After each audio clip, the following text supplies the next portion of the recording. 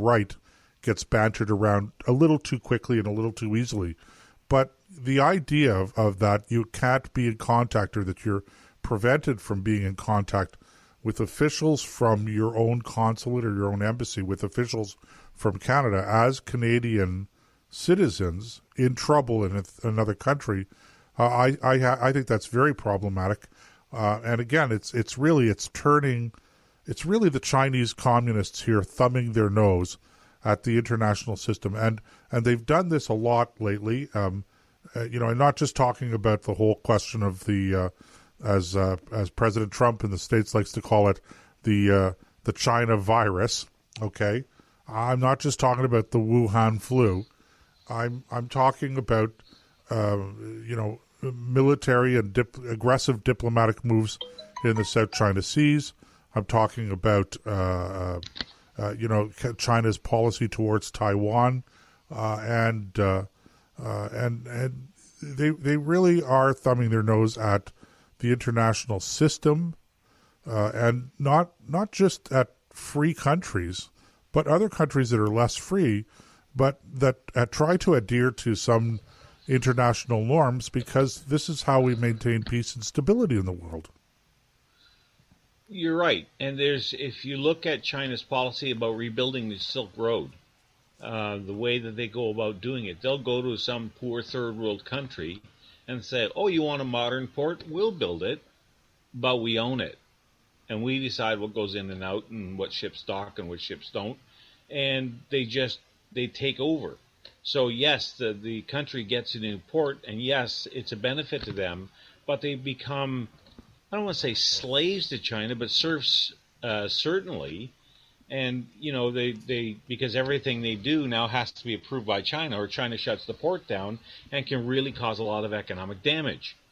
But when you're a third world country trying to lift yourself out of that status, when somebody comes along and wants to drop $1 billion into one of your harbors or ports or some other infrastructure project, it's hard to say no to that because of the jobs and the economic spin-off. And this is one of their tactics. And not just third world countries.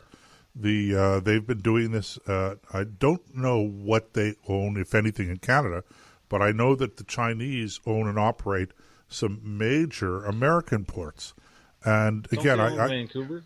It's possible that they do Vancouver. That's, if anyone is out there that knows the answer to that, feel free to send us something in the chat room, or send us a text or an email. But it's a real problem, and I don't know how we're going to rein the Chinese in ultimately, Nick. It's a serious problem that has to be dealt with.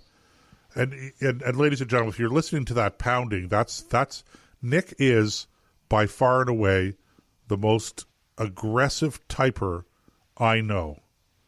Besides my wife.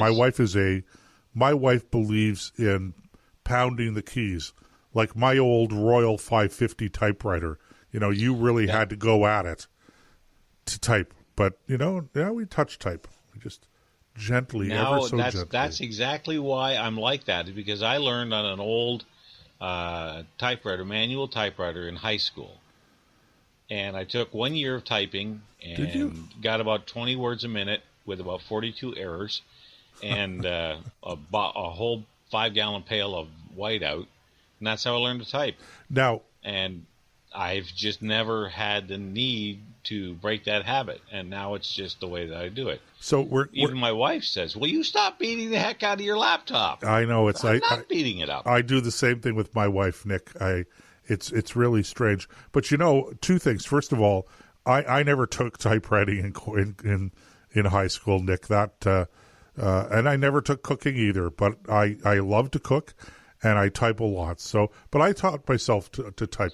We're coming up on a break. Just one piece of trivia here, Nick, that I think that is interesting on the question of typewriters, and that is who, and we'll leave this over the break. So our listeners, if they want to weigh in the chat room, let's see if anyone out there knows the answer. Who invented the whiteout? Now, I'm not talking about the brush and the white paste or paint you used to put on a page where you made a mistake in typing.